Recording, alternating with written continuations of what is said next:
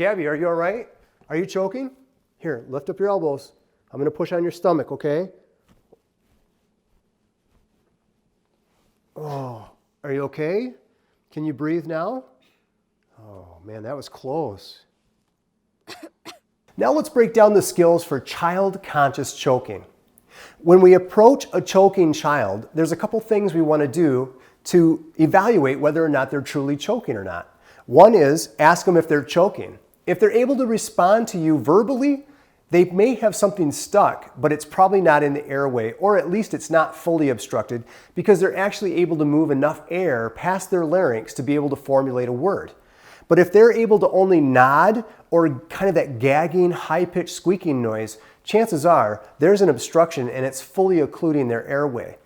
Another universal sign, if they've been trained to do so, or sometimes even naturally, is for them to grasp around their throat as if they are choking. It's at that point I'm going to say, are you all right? Are you choking? They nod yes. They have the universal sign with their hands around their throat. I'm then going to instruct the child to lift their elbows up as I lower myself to their level. The reason we want to get to the level of the size of the child is so that we don't put unnecessary pressure on their rib cage. We'd rather not break any ribs or cause any further harm if at all possible. It's at that point that we want to find an important landmark. We're going to find the belly button.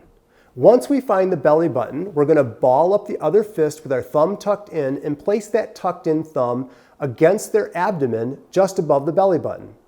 Then we grab that fist hand and go inward and upward into their diaphragm. We're going to do that inward and upward thrust as many times as it requires until the object actually comes out, they're able to breathe and cough again, or the patient becomes unconscious as we lower them to the floor to help protect them from further harm. It's important that we continue to allow EMS to come into the home or the location of the child if we've already called 911 so that they can do an evaluation and ensure that we've not caused any abdominal injury, that there's no pieces of obstruction still remaining in the airway. And if there's not an EMS department on the way, it's always a good idea to bring the child into an urgent care center, a doctor's office, or the hospital so that evaluation can be performed there. If you follow these steps, the majority of the time you'll be able to easily get an obstructed airway clear and get this little one back on track.